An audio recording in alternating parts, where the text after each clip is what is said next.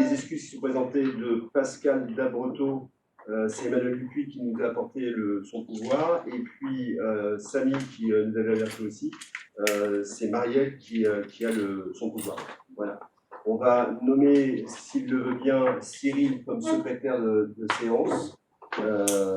Et je vais demander, je vais faire l'appel. Donc je suis ici, évidemment. Madame Marielle Etienne est ici. Jean-François Girard. Présent. Patrick Collin, il arrive. Nicolas Boisseau. Présent. Sandrine Lès. Présente. Merci. Donc voilà les outils de distance. Donc alors je tiens à signaler pour tout le monde que tout ça est validé et réglementaire. C'est-à-dire qu'on a investi dans un système de visioconf qui nous permet justement de travailler à distance compte tenu des prescriptions sanitaires et puis des conditions sanitaires. On ne veut pas que ça vienne perturber la continuité de nos travaux.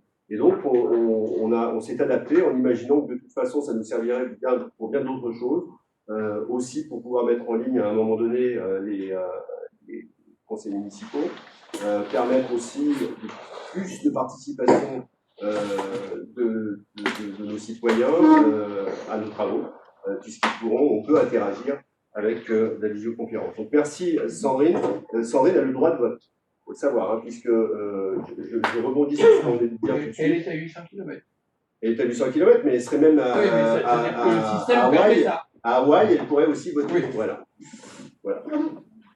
Parce qu'on a validé, tout à l'heure nous étions avec le centre de gestion. Le centre de gestion qui donc a validé, c'est une connexion protégée, enfin reconnue pour le vote. Voilà. C'est enregistré. Et enregistré. Voilà, pour pouvoir, le cas échéant, pouvoir revenir en arrière s'il y avait un doute. Jean-Claude Pélico, tu es là, et merci beaucoup. Marie-Pierre est là. Emmanuel Dupuis présent. Est là. Cyril est ici. Le CAM. Colette Lopez est présente. Bernard Fichy est présent. Pascal Dabretot, on en a parlé, il a donné son pouvoir comme Samuel. Et Marité est présente. Merci. Nous sommes au complet. Alors, première délibération. Oui, ça serait pas mal. Ah oui, c'est vrai. Il y a 2 délibérations à l'ordre du jour complémentaires.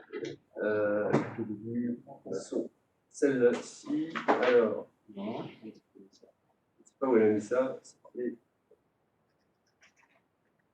C'est pas ça non plus. Bon. Je le prends ici. Donc on a l'installation de la vidéoprotection et la demande d'aide au titre du fonds interministériel de la prévention. On va vous en parler tout à l'heure.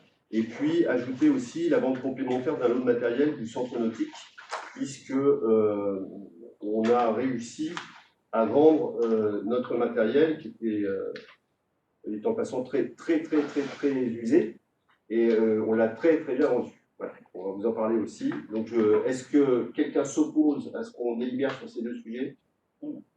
Quelqu'un s'abstient? Merci. On va donc pouvoir travailler.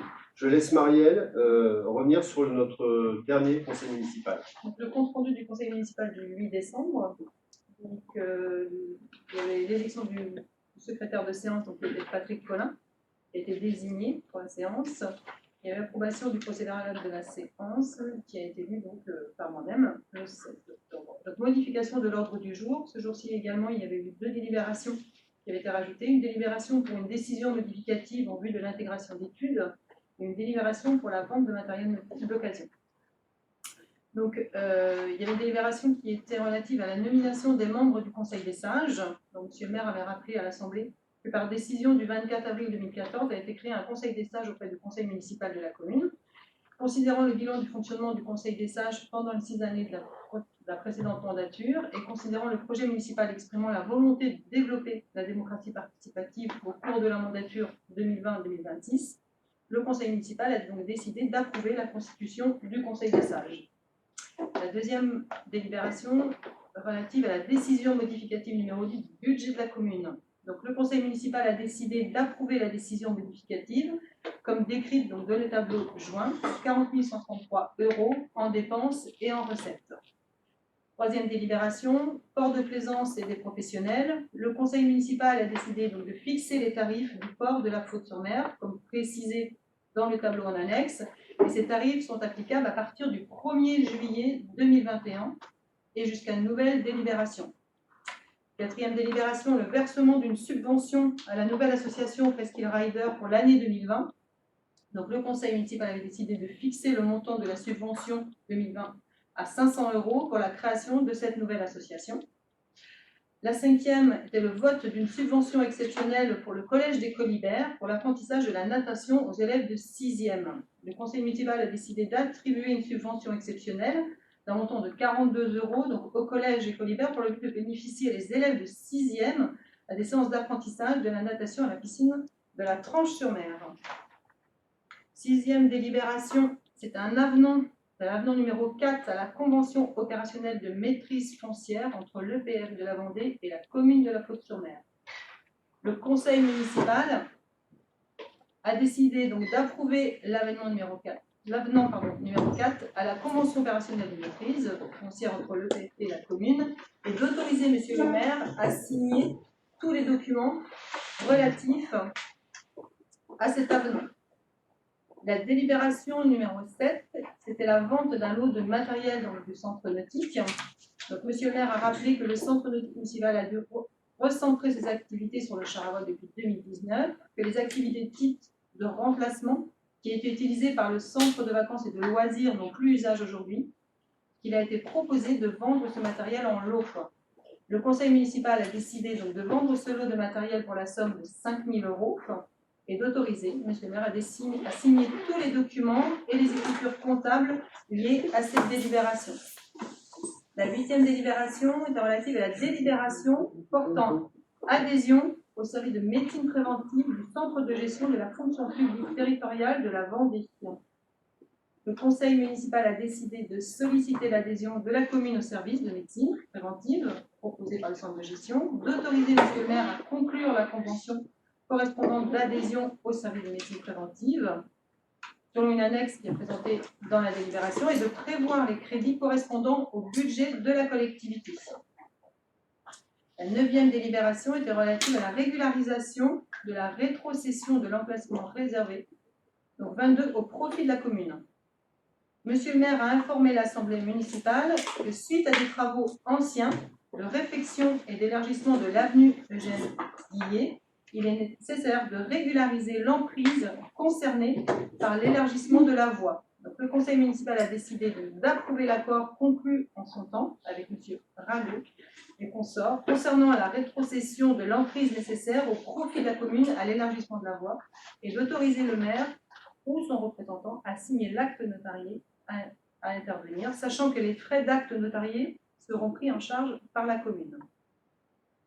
Délibération numéro 10, c'est un avenant numéro 1 pour les marchés de travaux et de développement au port de la Faute. Donc, capitainerie et le lot 2, maçonnerie, le lot 4, couverture étanchéité zinguerie, le lot 5, menuiserie extérieure et le lot 11, carrelage. Le conseil municipal a décidé donc d'autoriser le maire à signer les avenants numéro 1, du lot numéro 2, maçonnerie du lot numéro 4, couverture étanchéité zinguerie, le lot numéro 5, menuiserie extérieure et le lot 11, carrelage. Et de préciser que les dépenses correspondantes seront engagées sur le budget du port. La délibération 11 était une délibération pour un avenant numéro 3 pour les marchés de travaux de redynamisation et développement au port. Le lot 3, c'est un aménagement paysager. Donc, le conseil municipal a décidé d'autoriser monsieur le maire à signer l'avenant numéro 3 du lot 3 et de préciser que les dépenses correspondantes seront engagées sur le budget du port.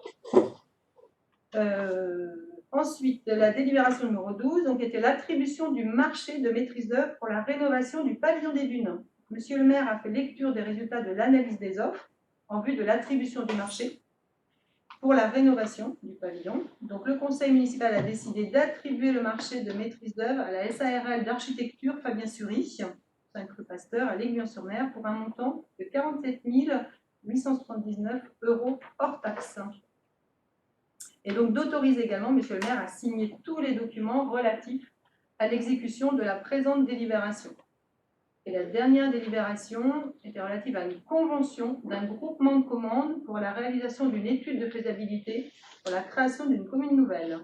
Donc, Monsieur le maire a proposé la réalisation d'un groupement de commandes afin de bénéficier des services d'un bureau d'études pour la faisabilité et l'accompagnement des deux communes en vue de la création de cette commune nouvelle. Et donc, après avoir délibéré, le conseil municipal a décidé donc d'approuver la convention et d'autoriser Monsieur le maire et ou son représentant de l'application de la présente. J'ai terminé la lecture du compte rendu. Eh bien, merci Marielle. Est-ce que quelqu'un s'oppose à ce compte rendu? Quelqu'un s'abstient? Merci, ce compte rendu est donc adopté. Merci beaucoup Marielle. Première de nos délibérations, alors désolé, le conseil municipal est très dense ce soir avec des sujets importants. On va essayer de dérouler tout ça de façon cohérente et analytique, mais il y a quand même des moments où il faudra qu'on s'arrête sur des sujets importants. Donc la première de nos délibérations, c'est une délibération d'octroi de la garantie auprès de l'Agence France Locale pour l'année 2021. Vous savez que l'Agence France Locale est un de nos partenaires financiers, et je rappelle que la délibération de garantie doit être votée en amont de tout déblocage de fonds, ainsi il peut être préférable de la voter en début d'année pour faciliter nos échanges et surtout nos échanges avec cet établissement, et surtout de ne pas alourdir vos calendriers en fin d'année pour convoquer des conseils municipaux à répétition. De plus, cette délibération étant une délibération cadre, elle n'engage pas la collectivité, mais permet à l'exécutif de signer l'engagement de garantie dès la contractualisation d'un financement. Il est donc tout à fait possible de la voter sans certitude d'avoir recours à un emprunt auprès de l'Agence France Locale cette année. Mais comme ça, ce sera fait. Donc, le groupe Agence France Locale, je vous rappelle, a pour objet de participer au financement de ses membres, donc des collectivités locales et territoriales. Cette société et sa filiale exercent leurs activités exclusivement pour le compte des collectivités territoriales. Le groupe Agence France Locale est composé de 2 entreprises, 2 sociétés. Et conformément au statut de la société territoriale et au statut de l'Agence France Locale, et puis aussi évidemment au pacte d'actionnaires conclu entre les 2 sociétés et l'ensemble des membres, la possibilité pour un membre de bénéficier du prêt de l'Agence France Locale est conditionnée, évidemment, à l'octroi par le dit membre d'une garantie autonome à première demande au bénéfice de certains créanciers de l'Agence France Locale, ce qu'on appelle la garantie.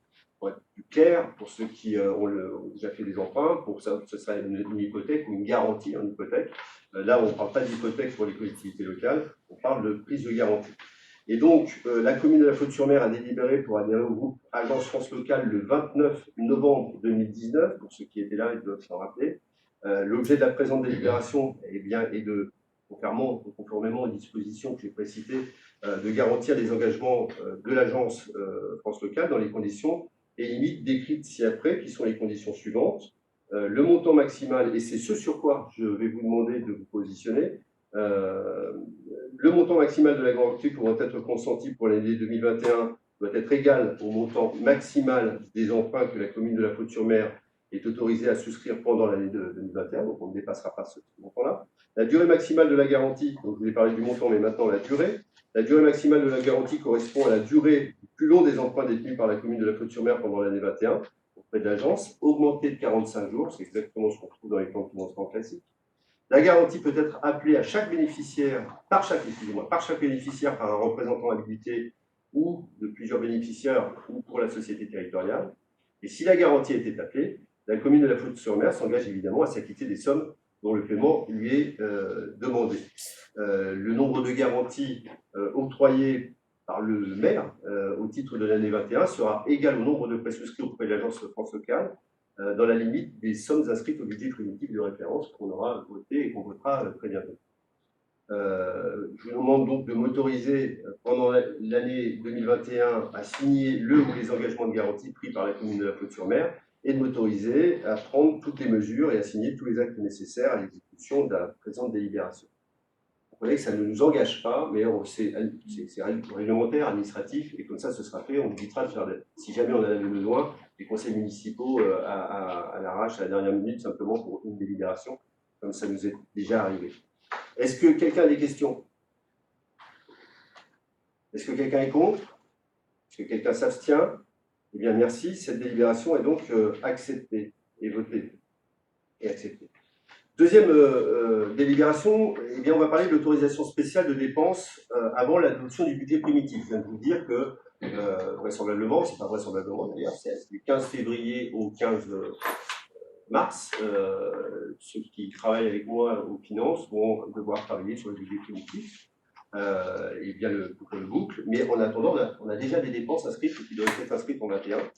Et conformément à l'article L1612-1 du CGCT, du Code général des collectivités territoriales, je vous demande l'autorisation de réaliser, avant l'adoption du budget primitif 2021, certaines dépenses d'investissement, et notamment les suivantes. Un écran d'ordinateur, on a déjà, en montant de 216,80 €, une barre de son, c'est ça qui est derrière. C'est ce qui nous permet de parler avec tout notre conseil municipal, hein, donc c'est notre système justement de visioconf.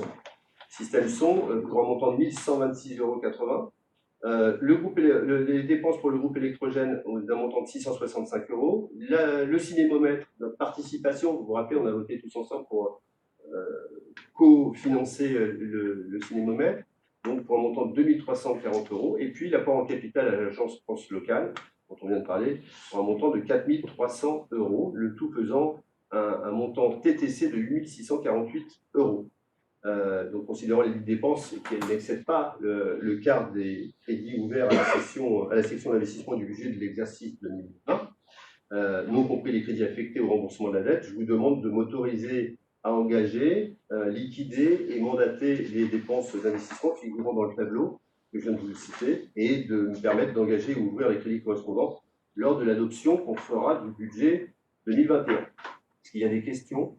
Je ne vous donne pas les postes auxquels ils sont inscrits, hein, si ça vous intéresse, le tableau sera à votre disposition. C'est combien le total, Laurent? Pardon? C'est combien le total? Le total, c'est 8648,62 € TTC. Donc il faudra évidemment engager pour l'adoption du budget 2021. D'accord? Donc je disais, est-ce qu'il y a d'autres questions que celle de Cyril? Est-ce que quelqu'un s'y oppose? Est-ce que quelqu'un s'abstient?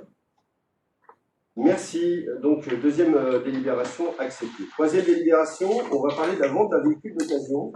Et vous savez que dans le cadre du renouvellement du parc du matériel roulant aux ateliers municipaux, il a été procédé à la reprise d'un engin de chantier, un type tractopelle. Vu l'instruction budgétaire qui est faite en M14 et vu la circulaire interministérielle qu'on nomme CD 6955 du 31 décembre 1996 relative à l'inventaire des actifs, et considérant que l'ancien véhicule est remplacé doit être sorti de l'inventaire, on vous propose de sortir de l'inventaire le véhicule tractopelle Caterpillar, un Caterpillar, oui, ok, 432E à compter du 1er février 2021, de valider la vente de ce véhicule pour un montant de 20 000 € à la société M3JCB, une société qui est dans la zone industrielle de l'Actipole de Belvigny, dans le 85. C'est le groupe d'Ivoire. Pardon? C'est le groupe d'Ivoire. Voilà. D'autoriser le maire ou son représentant à signer toutes les pièces relatives à ce dossier. Il y a des questions sur ce dossier? Non. Est-ce que quelqu'un s'y oppose? Non plus. Est-ce que quelqu'un s'abstient? Non plus. Merci. Donc, troisième résolution est acceptée. Je vais vous parler d'un sujet important là. Pas que les trois autres ne le soient pas, mais on va parler du renouvellement et de la mise à jour de la demande de subvention de l'État. On parle d'une subvention DETR pour la rénovation du pavillon des Dunes. Vous vous rappelez qu'on en a parlé il n'y a pas très longtemps, qu'il fallait absolument engager un chantier, une opération qui est assez vaste, hein, puisque le pavillon des Dunes, qui a été construit en 84, est un bâtiment municipal que vous connaissez tous, qui a des vocations que vous connaissez tous, et qui a fait l'objet, notamment pour le restaurant du casino, d'une restructuration en 2003, qui a vu sa salle des fêtes rénovée et bénéficier d'une rénovation acoustique sur l'année 2017 et 2018, que toutefois ce bâtiment n'a pas fait l'objet depuis toutes ces dates de rénovation globale, depuis sa construction, et son état général impose un vaste programme de travaux qui permettra l'amélioration énergétique, l'accessibilité, la sécurité, la qualité énergétique, la qualité du service et l'intégration architecturale du bâtiment qui fait un peu défaut actuellement. Donc, les chantiers, enfin ce qui est envisagé, c'est d'améliorer d'appuyer très fortement sur l'amélioration énergétique en façade et en toiture, ravaler les façades et remplacer les pare-manches extérieurs, rénover l'étanchéité des toitures, mettre en conformité l'accessibilité pour la partie restaurant et casino, mise en conformité aussi de l'alarme incendie. Les membres de l'équipe avaient travaillé dessus. Hein. Je sais que Patrick et Bernard et Nicolas avaient fait attention à ces sujets-là. Mettre en conformité évidemment toute l'électricité, la plomberie des cuisines et remplacer du matériel de cuisine, remplacer du matériel aussi de sonorisation et de lumière pour les scènes et pour le festif ou animation en fait, de cette salle, et puis améliorer tout le paysager des abords en paysage. Le bâtiment, je vous rappelle, est la propriété de la Flotte-sur-Mer et elle intègre donc ce bâtiment est une question de service public sous forme de contrat de concession d'exploitation du Casino des Dunes. Et justement, si on parle du Casino des Dunes, il y a un deuxième sujet, c'est l'adéquation du projet avec le contrat de concession et la participation financière du casino, puisque cette concession est arrivée à échéance le 29 février 2020. Pour ceux qui étaient là, le contrat de concession pour l'exploitation du Casino des Dunes a fait l'objet d'un nouvel appel d'offres qui était entre juin et octobre 2019, et tout cela pour une durée de concession de 15 années. Donc on est reparti pour un tour, si j'ose dire. Le cahier des charges du contrat de l'appel d'offres prévoyait une participation de l'exploitant pour des travaux d'investissement sur le bâtiment. C'était une condition sine qua non, hein, puisqu'on disait OK pour 15 ans, mais à condition que la société d'exploitation du casino participe, elle aussi, à l'amélioration architecturale et réglementaire du bâtiment.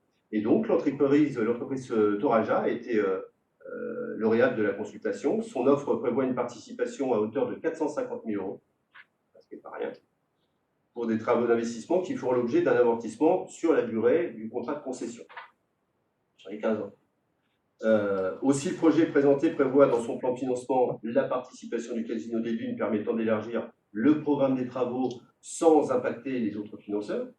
Et maintenant, je vais vous parler du phasage des projets, hein, puisqu'on va rentrer dans une phase d'étude très prochainement, puisque par délibération du 8 décembre 2020, lors de notre dernier conseil municipal, a été attribué le marché pour la phase d'étude à Fabien Sury, architecte, pour la maîtrise d'œuvre de cette opération. Donc, il va y avoir une phase travaux aussi à l'issue de la phase d'étude. La consultation des entreprises sera réalisée par une notification des entreprises au 3e trimestre 2021 pour un début des travaux au 4e trimestre 2021. Donc l'échéancier sera le suivant. Février 2021, diagnostic de la MOE, la maîtrise d'œuvre. Mai 2021, finalisation de l'AVP, de l'avant-projet. 3e trimestre 2021, consultation des entreprises. 4e trimestre 2021, on débute les travaux. Et 2e trimestre 2021, on finit les travaux. Pour rentrer plus... J'ai dit 21. Ouais, autant pour moi, c'est en 22, évidemment. Ça veut dire... Et merci, vous suivez tous. Ça, c'est cool. Ça veut dire qu'en dépense, la MOE, la maîtrise d'œuvre, 75 000 €. La mise en conformité, 9 600 €, la mise en conformité pour le gaz, la mise en conformité pour l'incendie, 18 000 €, la mise en conformité pour les sanitaires, 5 000 €, le remplacement du matériel de sonorisation et les lumières, 13 000 €, la mise en conformité d'accessibilité, 35 000 €, et l'amélioration énergétique et la rénovation des toitures et des façades du casino, 555 000 € pour un montant total de 710 600 €. Donc c'est vraiment un gros projet. Maintenant, je vous explique, ça c'est pour la partie dépenses. Pour les parties recettes, je vous explique comment il est financé. Donc une subvention de l'État, c'est de cela que je vous parle, hein, c'est de la DETR, qui a été demandée, qui a été fléchée lors de la réunion des maires en communauté de communes mardi soir dernier, enfin il y a 8 jours. Donc le sous-préfet nous a fléché sur un montant de 213 180 €, soit 30% de subvention de l'État pour la commune, pour financer évidemment ces travaux. Une participation du Casino des Dunes dans le cadre de la SADSP, vous avez parlé tout à l'heure, qui a réservé 450 000 €, mais là, pour ces travaux, c'est 355 300 €, donc à hauteur de 50%. Donc, plus les 30% tout à l'heure, nous sommes à 80% de financement. Et la commune aurait pour sa part sur 142 120 €, soit 20% à financer. Voilà, je vous demande donc d'approuver les projets de rénovation, puisqu'il y a plusieurs projets de rénovation du pavillon des Dunes pour un montant de 710 600 € hors taxe, de me donner votre accord pour renouveler le dossier de demande de subvention dans le cadre de la DETR pour l'année 2021 et la mise à jour du plan de financement. Je vous explique pourquoi, puisque c'est une DETR, pour ceux qui ont connu l'ancienne période, qui avait été demandée en 2018 pour 2019, qu'on avait obtenu pour 2020, mais qui a été obligée, malheureusement, avec toute la période Covid, d'être repoussée. On avait été voir, lors de notre premier rendez-vous, où Jean-François qui m'accompagnait, on avait vu le sous-préfet, qui nous avait bien indiqué qu'il n'y avait pas le pouvoir de promettre une nouvelle subvention, mais qu'il ferait ce qu'il fallait pour accompagner, pour que l'État accompagne la Faute-sur-Mer, et c'est ce qu'il a fait. Donc voilà, rien à dire, c'est très bien. Est-ce qu'il y a des questions sur ce projet? C'est combien le montant de la concession par an? Le montant de la concession par an est un pourcentage du chiffre d'affaires. C'est un pourcentage du chiffre d'affaires qui se... Alors, en moyenne, on va dire, c'est actuellement avec les recettes de la... Donc, il y a le loyer du bâtiment lui-même. Donc, un loyer de base. Le loyer, il y a un loyer qui est de mémoire qui est de presque 2 000 € par mois. Ouais, c'est ça. Donc, ça, c'est la première partie. Ensuite, il y a les droits de jeu. Donc, il rapporte à peu près 240 000 € par an. Et ensuite, il y a la participation pour les animations qui doit représenter environ de 2% du droit des jeux. Donc, des droits des jeux tout compris. La part communale des droits qui revient à la commune sont autour de 280 000 € par an. Ensuite, la part qui doit être consacrée aux animations et, on va dire, à la vie culturelle, associative et sportive de la commune doit être d'environ 60 000 € par an, plus le loyer du bâtiment. Plus une petite partie, plus 3 quelques mille euros de reprise de charges, parce qu'il y a des charges qui sont communes aux deux bâtiments qu'on peut reprendre par le concessionnaire. C'est extrêmement contributeur au budget. Oui.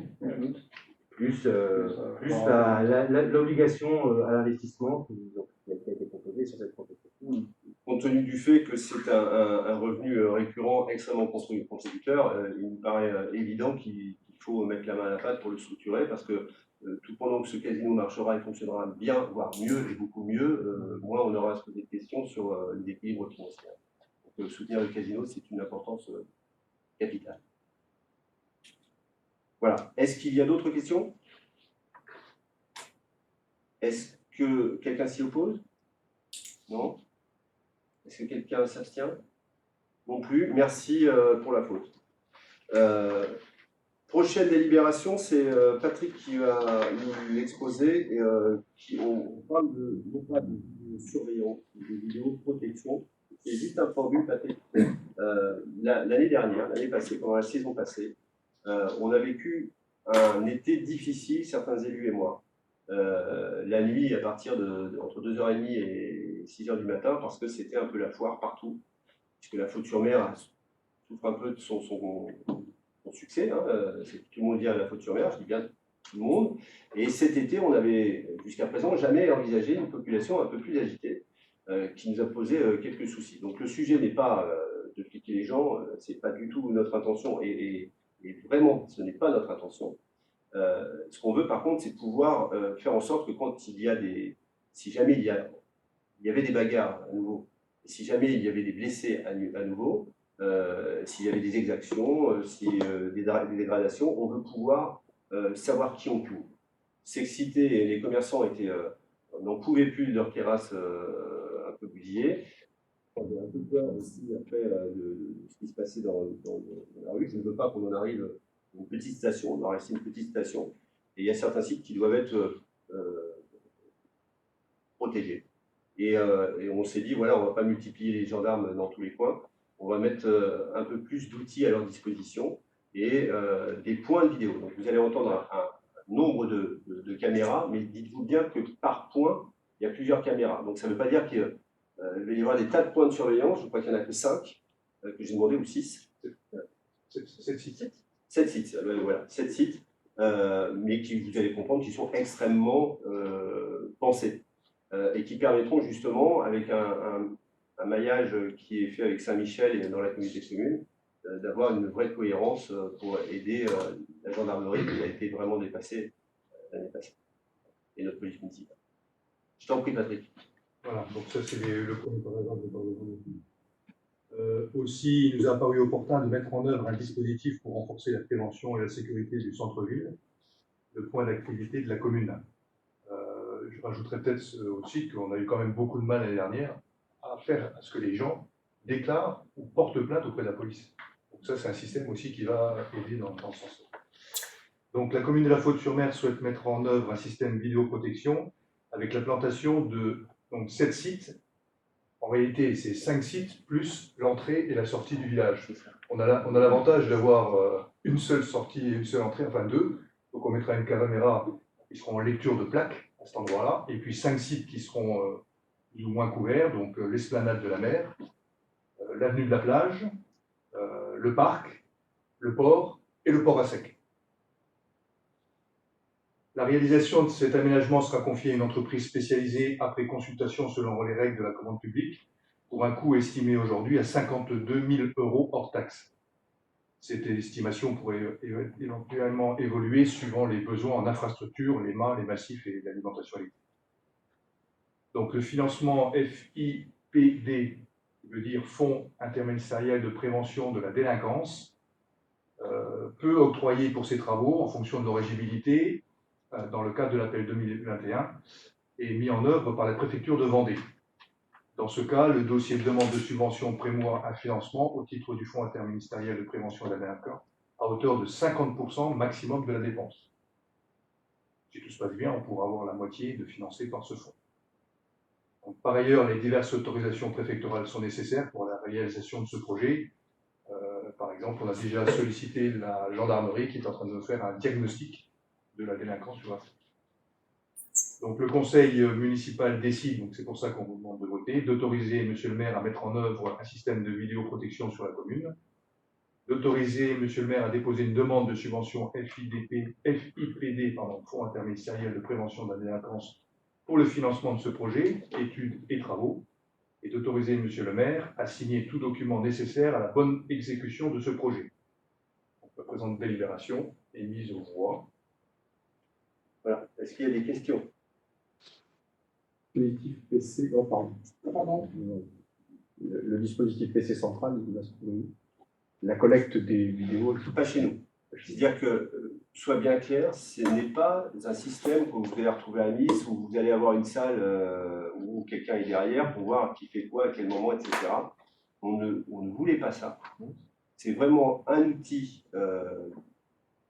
très structurant pour l'envisage comme ça, pour la commune, et l'exploitation, c'est la gendarmerie. C'est pas nous. Pour des recherches posteriori, donc, uniquement. Mais c'est ce qu'il faut, parce que si on condamne jamais, ça continue tout le temps. Le problème, c'est l'impunité. Le système pourra être vu, mais en aucun cas enregistré. C'est-à-dire que les enregistrements se font sur chaque. Il y aura, comme vous avez dit, 5 points, enfin 7 avec les autres, pour aller avec un ordinateur pour enregistrer les données. Il n'y a aucune possibilité d'enregistrer ailleurs.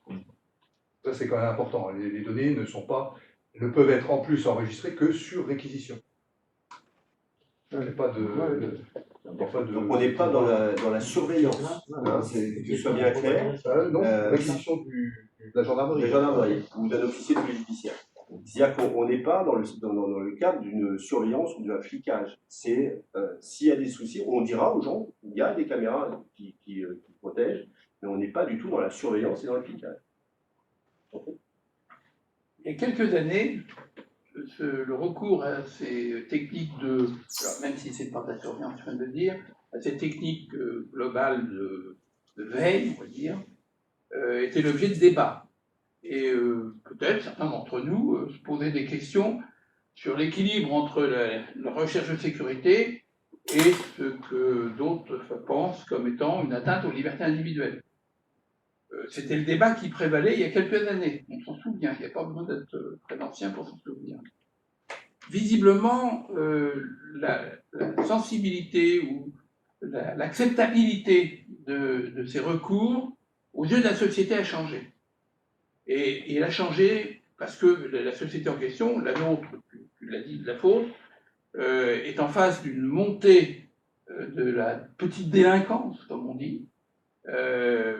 Les contacts que vous avez avec les gendarmes le prouvent. Et visiblement, cet élément pèse pour l'acceptabilité, y compris politique, car c'est bien dont il s'agit, et que dans ces conditions, je pense que le Conseil agit à temps dans un dossier qui est, encore une fois, qui a été sensible, mais qui s'impose de le prendre comme tel. Merci Jean-François. Est-ce qu'on a perdu nos connectés? Non. Non, bon, ok. Si on peut rajouter quelque chose, on a bien dit, le but c'est déjà de la dissuasion. Déjà que les gens voient qu'il y a des caméras, ça peut dissuader certains à ne pas faire de bêtises. Oui. C'est pas grave. Est-ce que quelqu'un d'autre en a une? Sandrine. Oui, alors moi j'avoue, c'est vrai que c'est un sujet que je trouve très délicat. Ça fait un moment qu'on en parle. J'ai fait pas mal de recherches, j'ai vu des documentaires, j'ai lu pas mal d'articles sur ce sujet. Ce qui est étonnant, c'est que, alors moi, j'ai pas réussi à trouver d'études sur le bilan, sur s'il y a une diminution de la délinquance en fait quand on met des caméras. J'ai pas trouvé d'études depuis 2009. Et tous les articles actuels se réfèrent toujours à cette étude. Donc il y a quand même un manque d'analyse en fait de ce qui se passe. On note quand même, alors on vend en effet au village et partout en France en fait, il y a une explosion de la pose de caméras dans tous les villages de France. Après, ça ne fait pas forcément baisser la délinquance. Après, en effet, ça peut permettre, après, si ça se trouve, si on est le seul village qui n'a pas de caméra, c'est peut-être uniquement dans notre village que va venir la délinquance, peut-être. Mais moi, je pense que les caméras ne sont pas dissuasives, parce que si on sait où elles sont, de toute façon, on peut les éviter si on veut faire quelque chose. Et s'il n'y a pas une action de la police rapide, ça ne peut pas empêcher quelqu'un de se faire attaquer. Ça peut... du coup, moi, c'est vraiment un sujet pour lequel je suis assez inconfortable, en fait, je vous avoue. Je serais peut-être dans la minorité, mais... Enfin, à Nice, ça n'a rien empêché au niveau du terrorisme, au niveau des agressions. À Londres non plus. Donc, je comprendrais des points, par exemple vers le port, où là on peut surveiller la dégradation vers les bateaux la nuit. Ça c'est ce que je peux comprendre. Après, la surveillance des plaques d'immatriculation à l'entrée et à la sortie du village, je vois pas l'intérêt. Alors, je me permets de te répondre. Ouais. Tu as des arguments qui sont valables. Hein. Sur le sujet de est-ce que ça fait baisser la délinquance ou pas, je ne suis pas certain moi-même que ça fera baisser la délinquance. C'est-à-dire qu'il y aura toujours de la délinquance. On n'a pas du tout la prétention, avec 7 points de capture d'image, d'annuler la délinquance. Le sujet n'est même pas là, d'ailleurs. Le sujet est de se dire, est-ce que, à partir du moment où il y a une impunité totale, absolument totale, on l'a bien vu cet été, et nous, Dieu sait qu'on y a été la nuit, on voit bien qu'il y a un sentiment de liberté folle quand tu es en vacances dans une station balnéaire, où les gens, même des fois, qui ne feraient pas ce qu'ils font chez nous l'été, ils ne le feraient jamais chez eux. Le côté, il fait beau, il fait chaud, on est avec des bandes de copains, il y a un peu d'alcool, etc. On voit bien que ça leur permet de faire pas mal de trucs. Donc, ils continueraient vraisemblablement à le faire. Et les gens qui sont en délinquance ne sont pas forcément des truands ces soirs-là. Ce sont en plus, et on l'avait vu, des gens qui malheureusement sont des gens de famille qu'on connaît, où il n'y a pas de sujet de délinquance dans l'année. C'est l'alcool, c'est la désinhibition. Voilà. À partir du moment où ces personnes qui sont toute l'année, des personnes sensées, savent qu'à un moment donné, si on fait des bêtises, même si on cache son visage à la faute, on se fera prendre. Alors, à quoi servent les caméras avec les plaques d'immatriculation? C'est que quand on fait une bêtise à la faute, on peut cacher son visage ou se camoufler pour ne pas être vu, mais on oublie qu'à Saint-Michel ou qu'arrivé à Luçon, on vient de faire une bêtise et là, on se fait prendre en photo avec le gros sourire et on sait qui a fait la dégradation. Ça sert à ça. Et en fait, l'idée n'est pas, je le répète, de fliquer, c'est que quand il y a des dégradations ou quand il y a vraiment des blessés, parce qu'on a eu des blessés cet été, c'est que celui qui a blessé ne soit pas impuni. Et le fait de savoir que celui qui a fait peut être puni, même s'il n'est pas à chaque fois, ça donne un signal. Voilà. L'idée n'est pas du tout, et je le répète, de faire baisser la délinquance parce qu'on va mettre cette caméra. Et ton argument de dire, je comprends au port à sec, je ne comprends pas un autre endroit, bah, dans un port à sec, c'est pareil. C'est pas parce qu'on va avoir une caméra que ça va empêcher un type de faire un port. À sec, d'ailleurs, c'était le port. Mais pas au port à sec, d'ailleurs, ça sera la même chose. Ça n'empêchera personne de faire des exactions ou de casser ou de briser. Par contre, le lendemain, quand il y repensera, il saura qu'il a été pris en image et qu'il risque beaucoup. Donc, c'est mieux. Moi, ce que nous disent, en fait, et notamment la gendarmerie, quand on téléphone pour porter plainte et qu'ils n'ont rien, absolument rien, ils sont dépourvus de tout. Il n'y a pas d'enquête. Quand on leur téléphone pour leur dire, voilà, il vient de se passer ça, les types sont partis, ils auront au moins un début d'enquête et un départ de leur enquête. Moi, c'est vrai que je serais plus, par exemple, pour payer 2 vigiles l'été qui font des rondes, en fait, et qui peuvent intervenir quand il se passe quelque chose. Ah ben ça, c'est le principe, est-ce qu'il vaut mieux des caméras ou 800 policiers, quoi. On peut pas mettre un policier là. Non mais même deux, ça servira à rien, ça fait rigoler. On voit bien que quand on a eu 17 gendarmes cet été, les 17 gendarmes se sont fait dépasser. On n'avait aucun moyen pour qu'ils commencent à développer une enquête. Et on leur a rien fourni. Et en plus, les hommes peuvent être blessés, pas les caméras. Thierry Politiquement, je pense que c'est pas une nouvelle chose par rapport à notre population de personnes âgées. Et je me demandais par contre comment tu prévoirais de communiquer au niveau de notre tech. C'est le newsletter. Là, il y a un bureau municipal. Il va être publié. La vidéo va être sur tous les sites, sur les réseaux sociaux. Eric est là. Il va évidemment en parler dans son compte rendu, j'imagine. C'est un système qui sera visible. Des gens qui viennent ne connaissent pas la faute. Pour que ce soit dissuasif, c'est une obligation. À l'entrée du village, ça va marquer. Village sous vidéo protection. Et à chaque point où il y a une caméra, ça sera également indiqué. D'accord. C'est une obligation. Et les newsletters vont faire le rebond, les réseaux sociaux, etc. Enfin, c'est pas non plus. Je vous donne un exemple. Un Talmont Saint-Hilaire, c'est 55 caméras. Hein. C'est ça. Hein. Ouais. Voilà, je veux dire, nous, on en met 7 avec 2 qui sont à des entrées de village. Qui servent, voilà. Ça veut dire que dans le village, il y en a 5. Il y a 5 points. Donc, voilà. Est-ce qu'il y a d'autres questions où on peut avancer vers le vote? Pas d'autres questions? Qui est contre? Qui s'abstient? Alors, contre, une voix. Qui s'abstient? Qui est pour? Merci. Donc, merci pour cette délibération.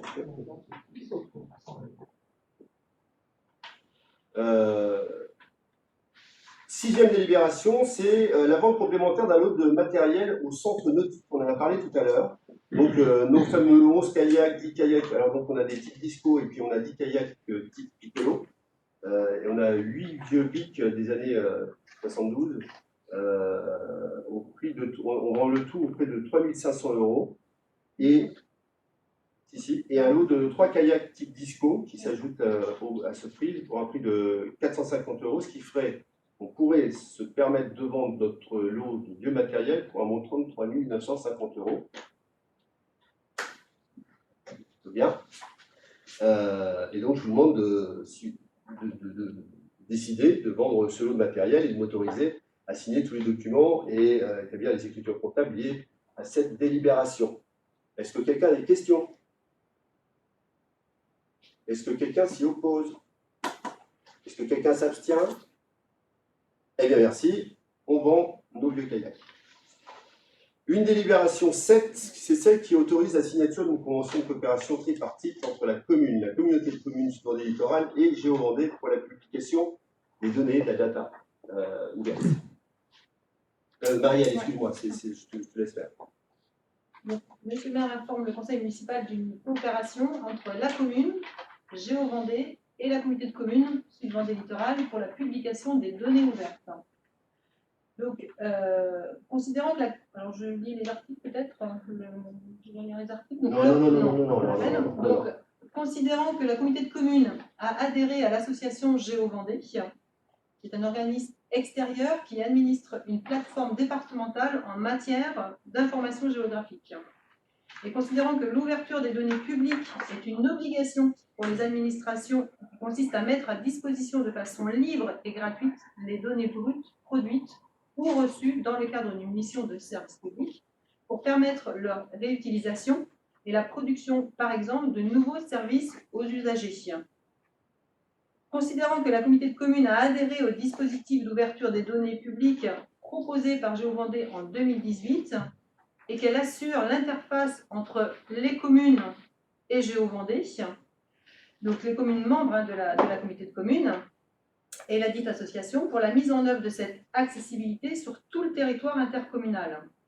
Le conseil municipal doit décider donc d'une convention de coopération tripartite pour la publication des données ouvertes et conclue entre la commune, la communauté de communes Sud-Vendée Littoral et l'association GeoVendée.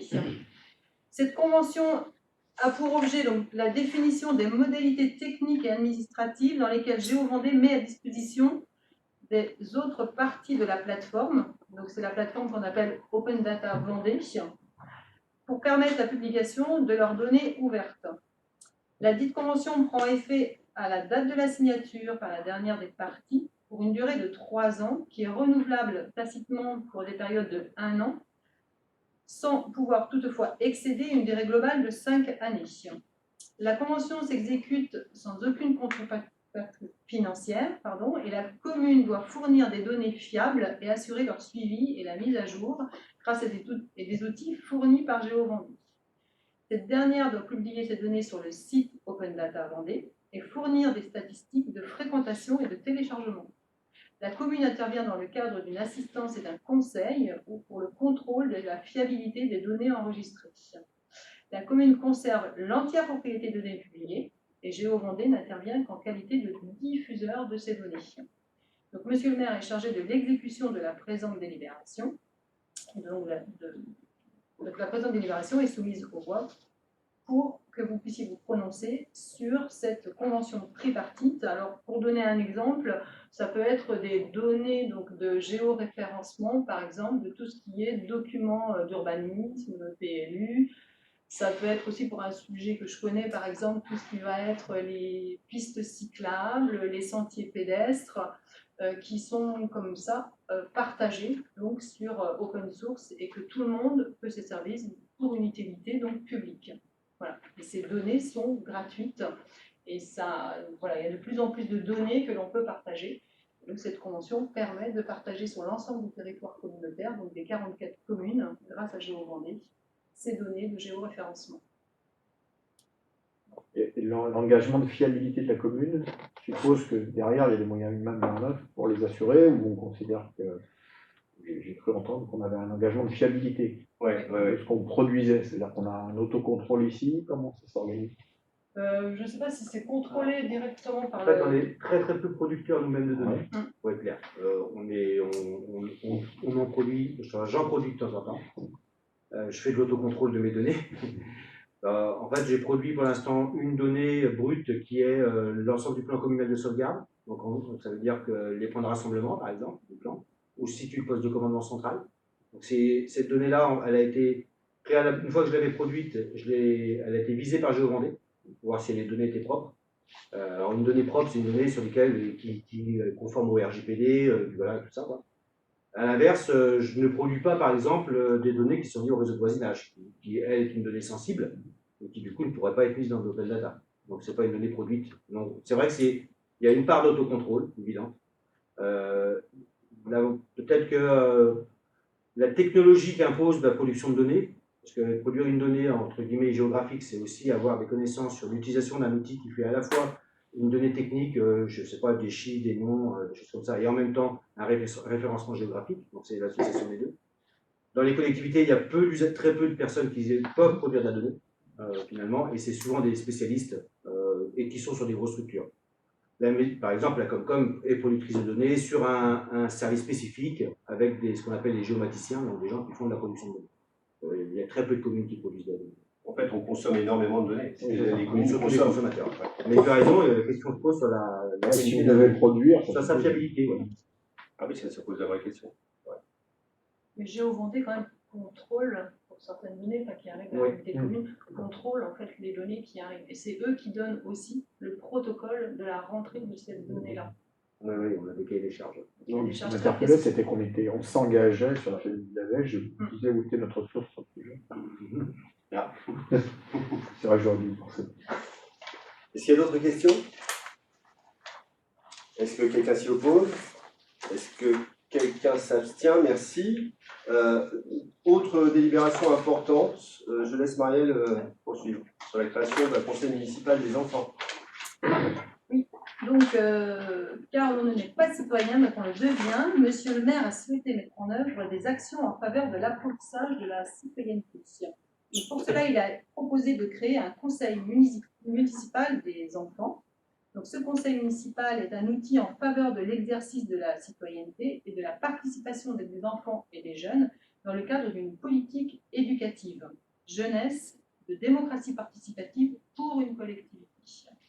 Donc, c'est en partenariat avec l'école. Il représente donc l'opportunité d'un dialogue en direct avec les jeunes et des élus locaux. C'est un lieu où les enfants, avec l'écoute et le soutien attentif des décideurs locaux, vont proposer des améliorations pour le territoire sur lequel ils vivent. Les propositions qu'on appelle le CME, Conseil municipal des enfants, jugées d'intérêt général, seront discutées et éventuellement réalisées par la commune dans le cadre de son budget et de ses orientations. Donc, les objectifs du conseil sont les suivants. C'est de permettre aux enfants et aux jeunes conseillers d'exprimer leurs idées et leurs propositions pour la collectivité, d'enrichir la politique jeunesse avec les propositions de jeunes conseillers, d'obtenir les points de vue des enfants conseillers sur les dossiers qui peuvent être traités par la collectivité, de sensibiliser les jeunes conseillers à la citoyenneté, de leur donner le goût à l'engagement et au débat. D'une manière générale, c'est de les intéresser à la vie publique. Donc, pour ce faire, il y a également la rédaction d'une charte du conseil municipal qui va définir les objectifs du conseil municipal des enfants, son rôle, qui va également établir des règles pour l'élection de représentants au sein de ce conseil, qui va également définir le fonctionnement du conseil municipal, c'est-à-dire la durée, la fréquence, et toutes les modalités d'accès pour les enfants donc, de la commune. Ça sera également de définir sa composition et puis l'organisation générale donc, du conseil municipal des enfants. Donc, le conseil municipal décide donc, de la création de ce conseil municipal des enfants et la constitution donc, d'une charte des enfants, avec donc, le conseil municipal des enfants et d'en informer le conseil municipal. Voilà, et donc on vous propose de voter pour la création de ce conseil municipal des enfants. Merci beaucoup Marielle. Avec Marielle, nous avons Marie-Thérèse, Patrick Collin, Nicolas, Colette. Nous avons reçu donc 5 garçons, 5 filles, ici même, avec les institutrices. Et voilà, on leur a exposé, je me suis permis de leur dire ce qu'était un conseil municipal des enfants. Nous avons été étonnés de voir qu'ils avaient déjà des projets, c'est-à-dire qu'ils ont déjà travaillé sur des idées, ils ont des vraies idées. Hein. Tout de suite, ils ont levé le doigt, se démonter un peu l'épaule parce qu'ils voulaient tous proposer leurs projets. Il y a déjà 2 équipes qui se sont créées, où il y a en tout cas 3 jeunes qui ont vraiment envie d'y aller à fond et qui ont leurs propres équipes. Je leur ai dit qu'on mettrait en place des élections avec les isoloirs, avec une urne. J'ai demandé à Jean-François Girard d'annoncer au Conseil des sages que je voulais que le Conseil des sages soit le régulateur des élections, hein, pour qu'on donne une solennité à ce moment qui est un moment fort pour eux. Il y aura donc un maire et une mairesse junior, avec son conseil municipal. Ils auront tous des écharpes, ils contribueront à la vie de la cité, à leur vie à eux, à nous aiguillonner de temps en temps, à nous piquer un peu. C'est important qu'on mette en place cette dimension citoyenne chez nos jeunes, rapidement, qu'ils aient eux-mêmes la fabrication de leurs propres valeurs et de leur propre liberté. Je leur ai d'ailleurs rappelé que l'objet d'un conseil municipal, c'était d'être garant de la liberté. Et que c'était ce qui était le plus important pour eux, de construire cette liberté, qui ne se rendaient pas compte encore aujourd'hui, mais petit à petit, ils allaient comprendre ce que ça voulait dire. Et on a été surpris, tous ceux qui étaient là, de cette envie incroyable des jeunes qui ont des vraies idées. Et puis, je trouve que c'est sain pour l'avenir. Voilà. Est-ce qu'il y a des questions? Cyril? L'âge? Alors là, ce sont des enfants qu'on a reçus, nous ils sont plutôt CM, CE2, CM1, CM2. Oui, mais le conseil sera réservé à quel âge, enfin, pour les enfants de quel âge? Ah ben, c'est là, tout cela.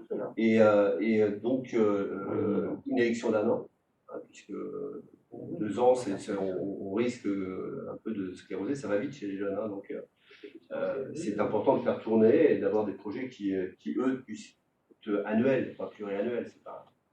Les gosses, quand ils ont un projet, c'est tout de suite et maintenant. Donc, on pourra leur apprendre la patience, la régulation, mais pour autant, il faudra que cette génération soit moins encroûtée qu'à l'autre.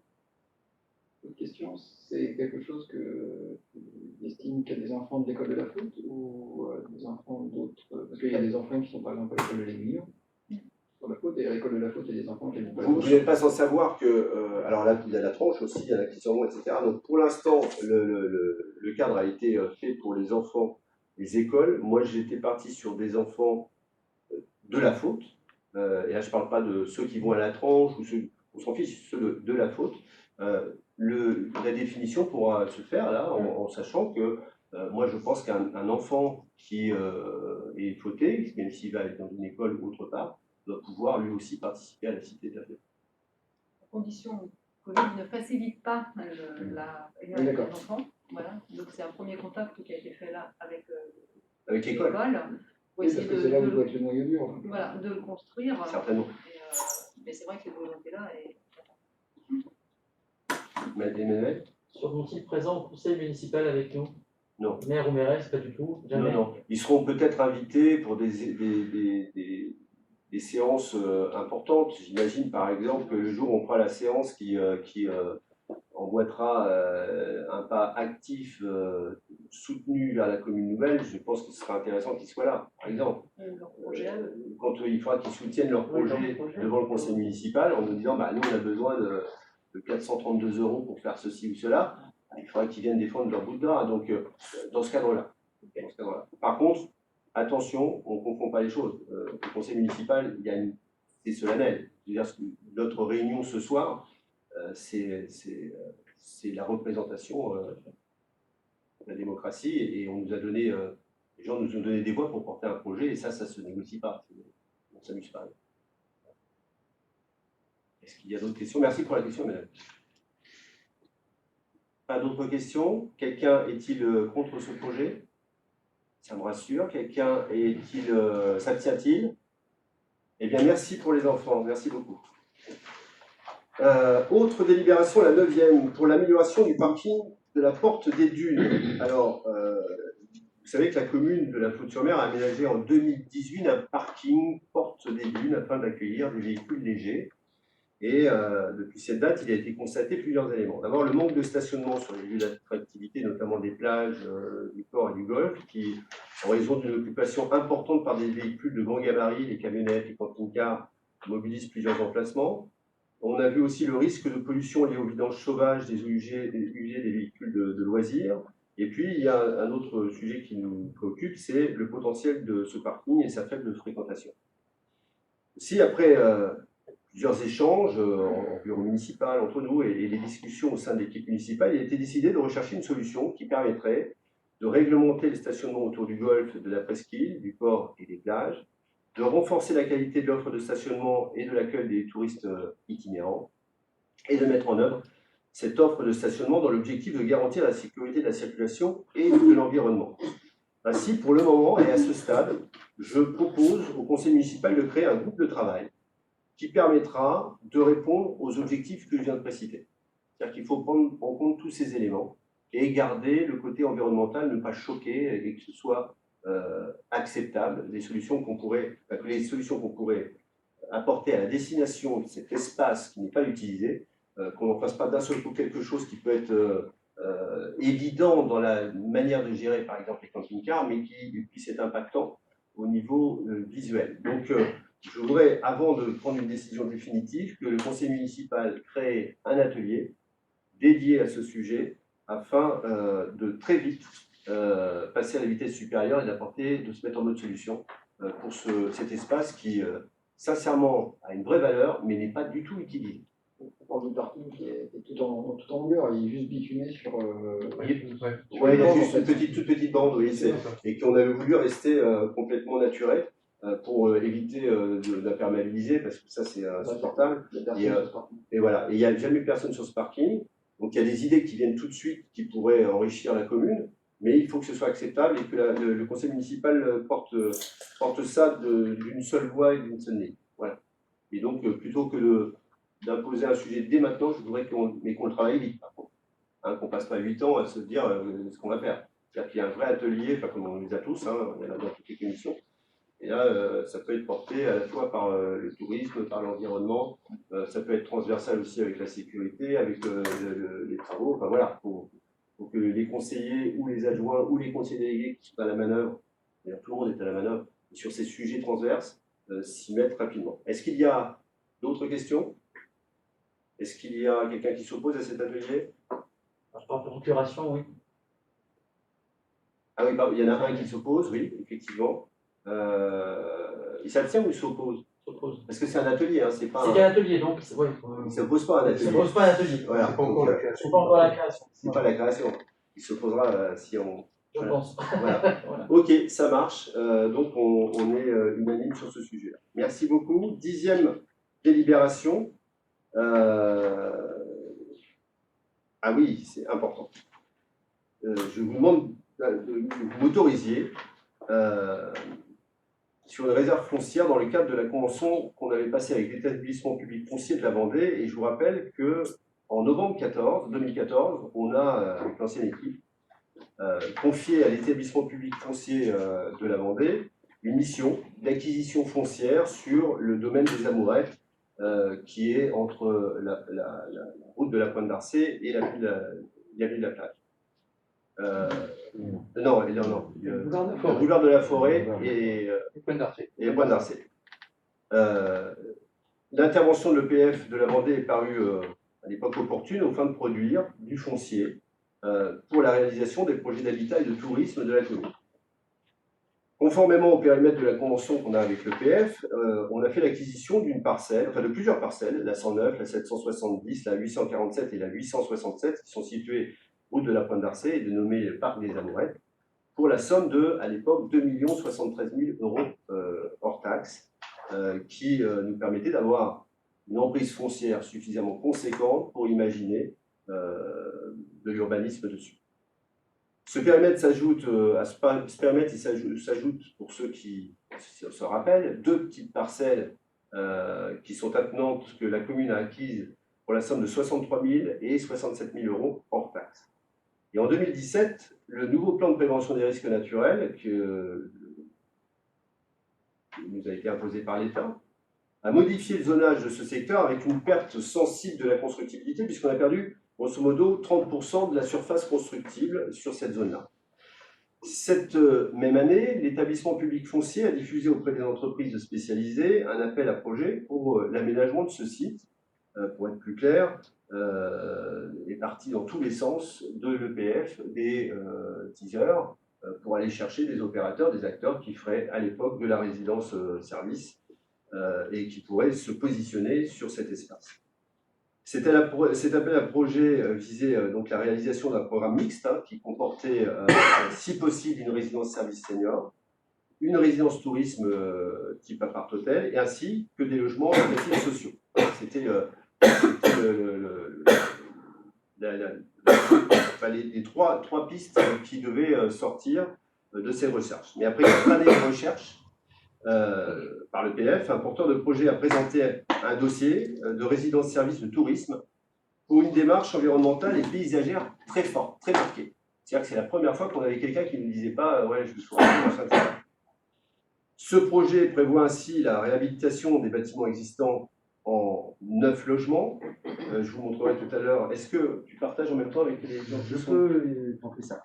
Voilà. Non, juste après, moi, ce que je finis là. Donc, il y a 9 logements, excusez-moi, il y a des bâtiments qui sont existants, et dans chacun de ces bâtiments existants, on pourrait faire déjà 9 logements très éco-environnementaux et très paysagers, dont 2 villas de grande capacité et un espace d'accueil et réception, ainsi que la réalisation de 16 lodges, hein, puisqu'on est vraiment dans l'écologe, et d'infrastructures qui seront nécessaires évidemment au fonctionnement de la résidence, avec une piscine, avec un parking, avec des aires de jeu, avec un centre de remise en forme. Donc là, je vous demande de vous retourner pour ceux qui ont dans le dos.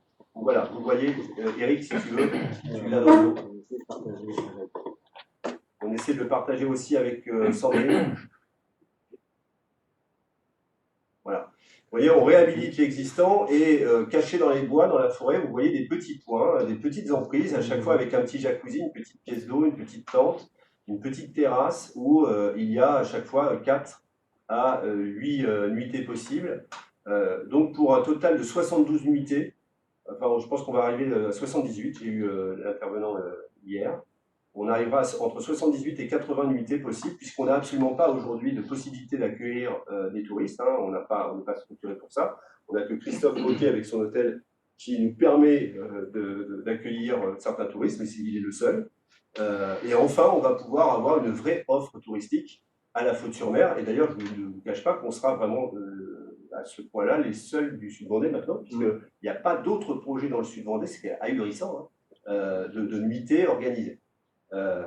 Donc, avec un centre de remise en forme, avec de la piscine, vous voyez, les écologes, avec à chaque fois une pièce d'eau pour chacun. Voilà. Alors, on est vraiment dans la nature, on n'est pas du tout on écrase la nature, on est dans le respect de la nature. Donc, si vous avez des questions sur ces sujets-là, je ne manquerai pas de vous y répondre. Le plan d'aménagement met en valeur les qualités du site et préserve notamment son caractère boisé et dunaire, donc il y a un vrai respect. Et l'offre d'acquisition des terrains s'élève aujourd'hui, l'offre que nous avons reçue, bon voilà, calme-toi là-dessus, comme ça on va finir là-dessus. L'offre que nous avons reçue s'élève à 1 400 000 € hors taxe, qui est l'offre la plus importante qu'on ait jamais eue depuis 5 ans. Puisque je vous rappelle, hein, les offres se baladaient entre 650 000 € et 850 000 €. Pour en plus avoir des propositions qui ne nous convenaient pas.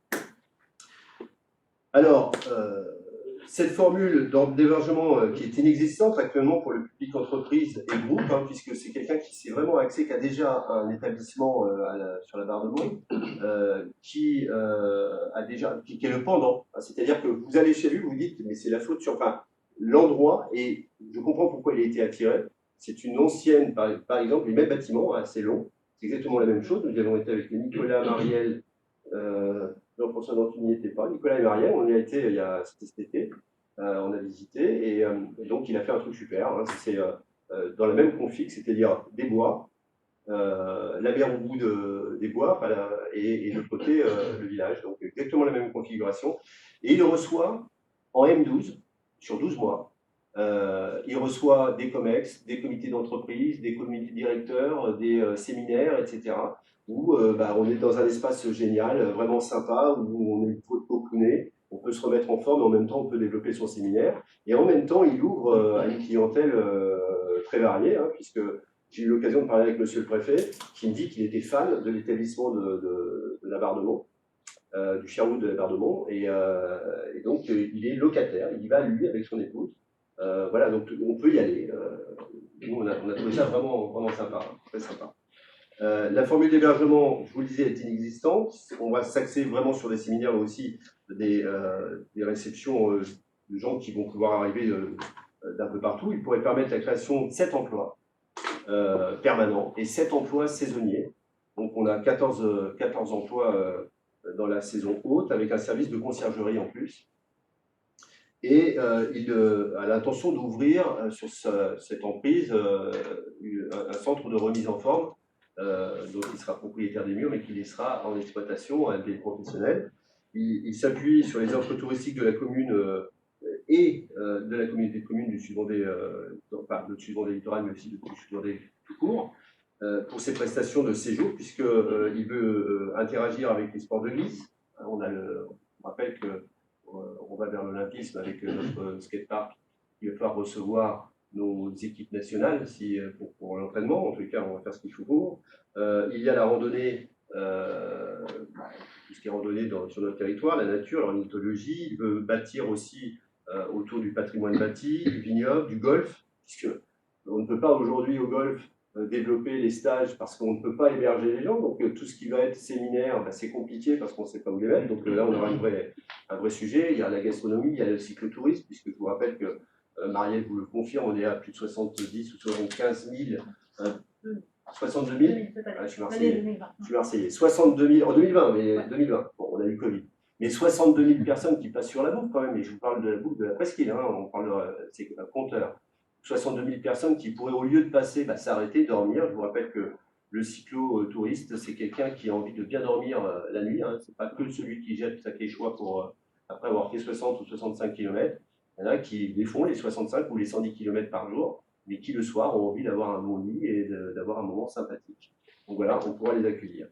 Alors maintenant que je vous ai dit ça, le PF a bénéficié d'une subvention de l'État au bénéfice de la commune pour le portage foncier, objet de la convention de 2014. Une partie de cette subvention a été utilisée, si vous vous rappelez bien, pour le projet Podélia de l'avenue de la Plage, et après avoir ajouté au prix d'achat les frais de notaire, d'études, d'impôts fonciers, d'assurance et d'actualisation, le coût global de l'opération pour le PF laisse apparaître un déficit résiduel d'environ 416 000 euros. Je réexplique. On a 1 400 000 que nous offre un acteur. Nous avons 350 000 à peu près euros de subventions d'État qui sont fléchés sur ce sujet-là. Mais quand on prend toutes les dépenses qu'il y a eu, entre ce qu'on va recevoir, ce que le PF va recevoir et ce qu'elle a dépensé, ce que l'établissement public de la Vendée a dépensé, il manque 416 000 euros. Et donc cette différence devrait être supportée financièrement par la commune si rien n'était fait. Évidemment, la commune va solliciter des subventions auprès de la région, ce qui a déjà été fait. Des démarches ont été engagées en ce sens afin que le projet de la Flotte-sur-Mer soit éligible, évidemment, au plan de relance de la région Pays de la Loire. L'aide est plafonnée à 60 000 euros dans un cadre communal, mais peut atteindre 80% de la dépense si le projet fait l'objet d'un calibrage particulier par la communauté de communes Sud-Vendée littoral. Je répète, 80% du projet. Vous voyez où je veux arriver. Je vous demande évidemment, dans ce cadre-là, je demande au conseil municipal de confirmer que ce projet est conforme à nos attentes. C'est les parcelles que j'ai nommées tout à l'heure, la 109, la 770, la 847 et la 867. Je vous demande de les réserver à la société qui s'appelle, alors son nom juridique c'est West Holding Invest, et à la Banque des Territoires, dans l'attente de la... Ah oui, il y a la Banque des Territoires aussi qui est partie prenante, j'ai oublié de vous dire ça. Les dépôts et la Banque des Territoires, dans l'attente de la signature du compromis et de l'acte de vente, sous réserve bien entendu que les engagements qui ont été précités soient tenus, c'est-à-dire qu'on est bien les 1 400 000.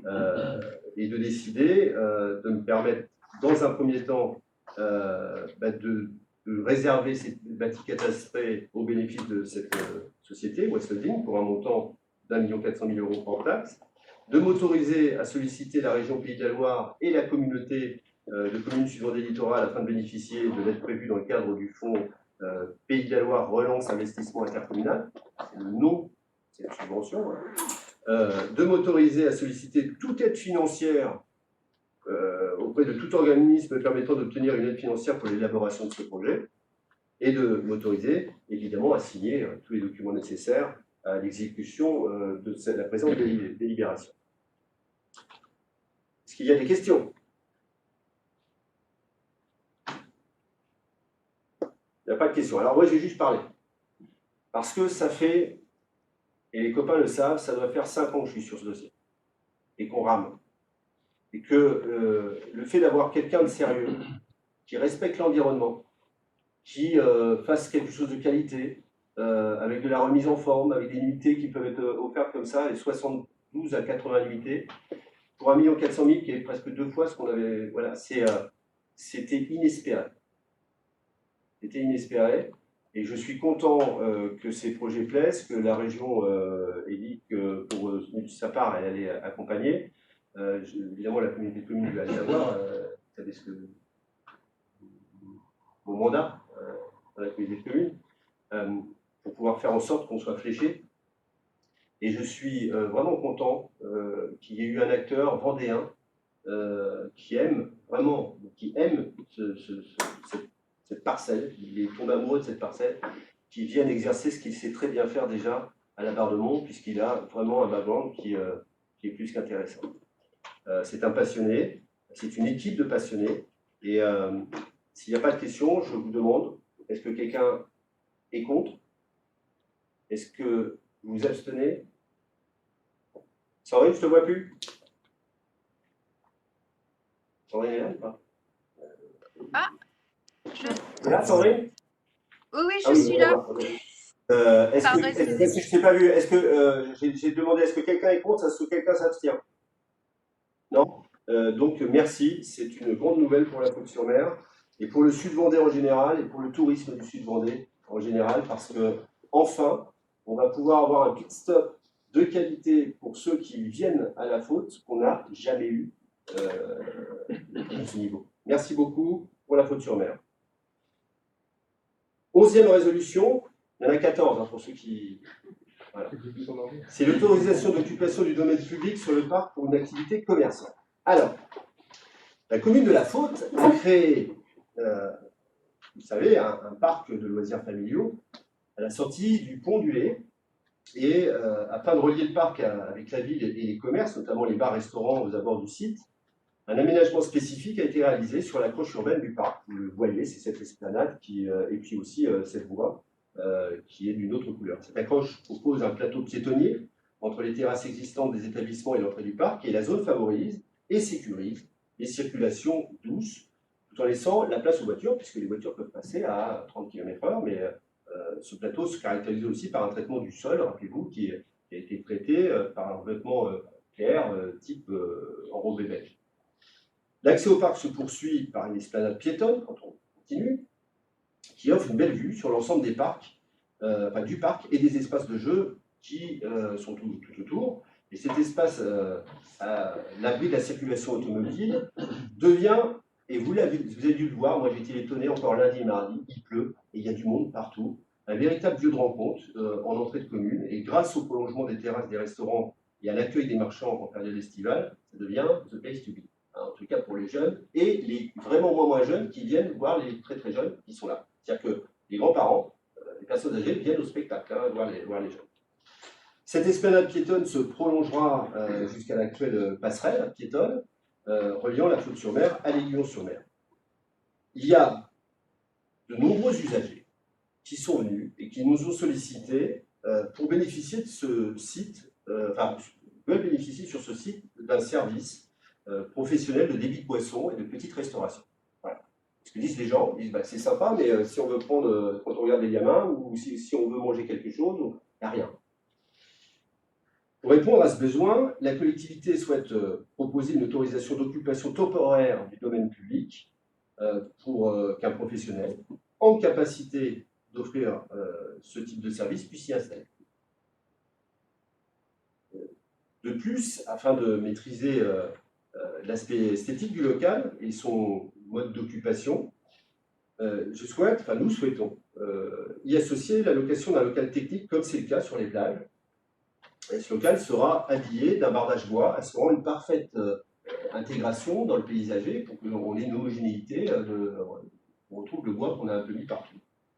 Et que ce soit vraiment sympathique et sympa à regarder, qu'on ait vraiment le plaisir des yeux qui continue. Alors, il y a des règles et des lois qui permettent les choses, et conformément à l'article loi L 2122-1-1 du CG3P, Code général de la propriété publique, c'est ça. Vous êtes gentil avec moi, mettez-moi des... C'est CG3P. lorsque, donc la CG3P, je vous rappelle, c'est le Code général de la propriété des personnes publiques, qui permet, lorsque le titre mentionné à cet article permet à son titulaire d'occuper ou d'utiliser le domaine public en vue d'une exploitation économique, l'autorité compétente organise elle-même librement une procédure de sélection préalable présentant toutes les garanties d'impartialité et de transparence et comportant des mesures de publicité permettant aux candidats potentiels de se manifester. Pour être plus clair, on fait une sorte d'appel au public, à projet, et puis on aura une grille de sélection. On a une grille de sélection. Cette consultation se fera sur une plateforme dématérialisée, selon un règlement précisant les modalités de candidature et d'analyse des offres, et qu'on analysera.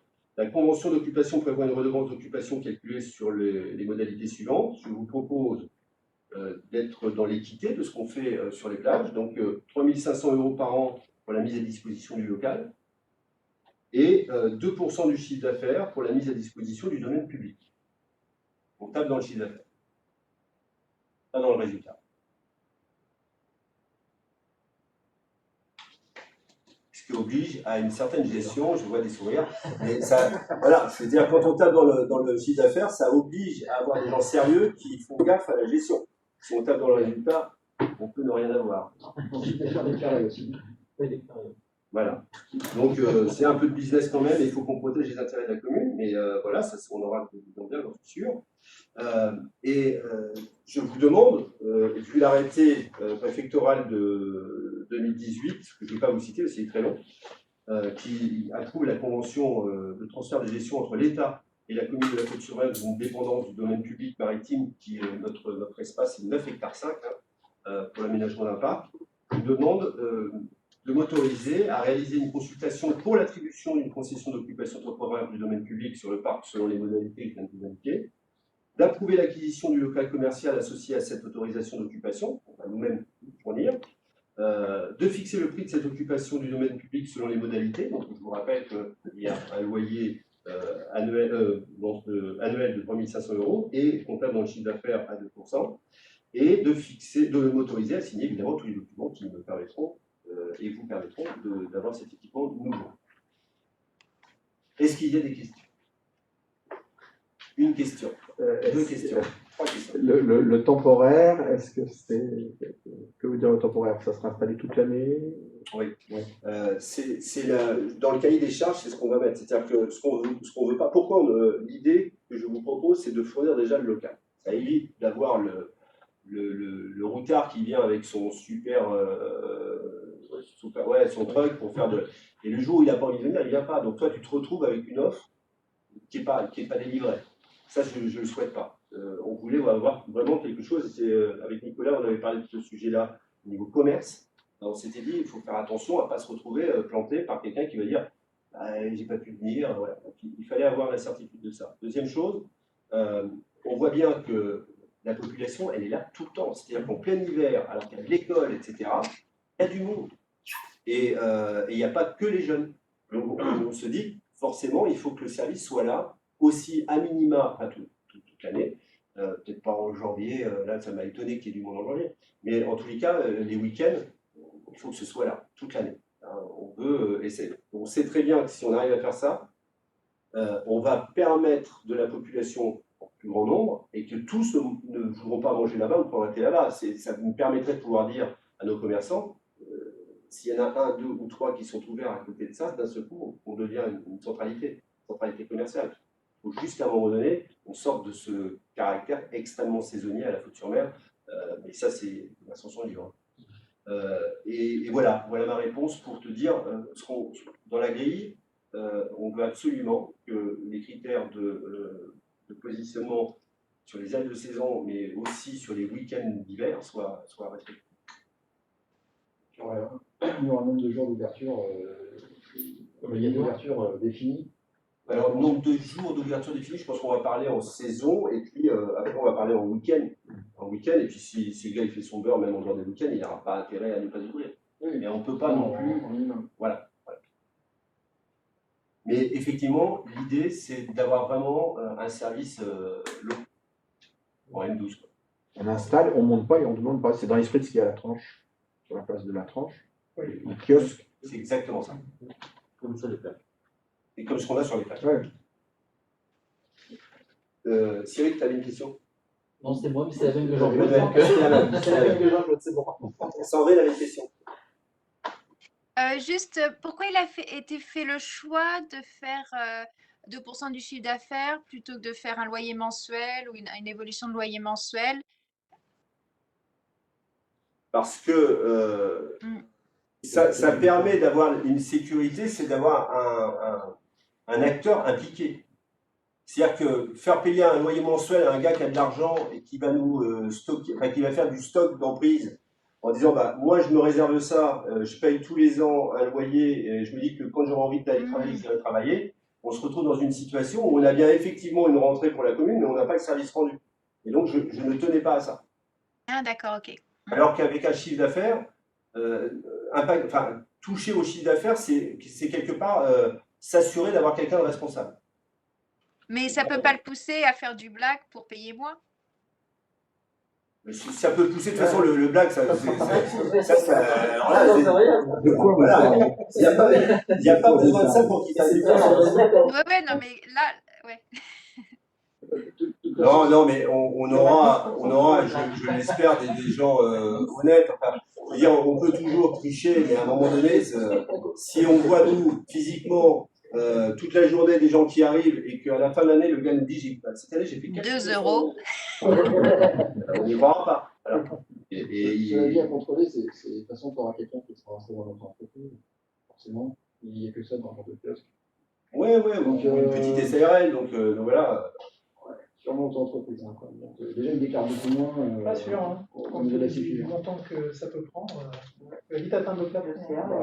Ah oui, non, moi, Cyril, 3 mois. Ah oui. 3 mois, Il y a des business factures. Ah oui. Bon, c'est un petit peu faire un bout. Sur un point, en fait, c'est une question qu'on s'est posée sur les plages il y a quelques années. À savoir, en fait, les plages aussi sont indexées sur le chiffre d'affaires en partie. Donc, c'est à peu près la même répartition, c'est 50% sur un fixe, 50% sur le chiffre d'affaires. Étonnamment, et pourtant, les plages, c'est un lieu qui pourrait se prêter à ne pas tout déclarer. Et ben, on est assez surpris parce que tous les ans, on reçoit en fait les bilans. Et les deux entreprises qui sont installées présentent des bilans qui sont très corrects et qui sont bien visés. Alors, je ne dis pas que tout passe à 100% parce que je ne suis pas là derrière pour vérifier tout ce qui vend et tout ce qui sort.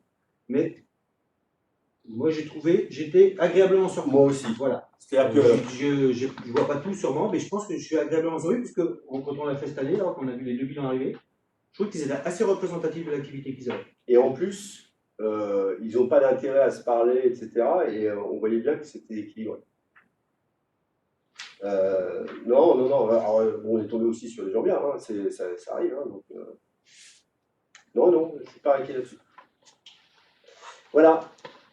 Est-ce que quelqu'un a une autre question avant que je passe au vote? Quelqu'un s'y oppose?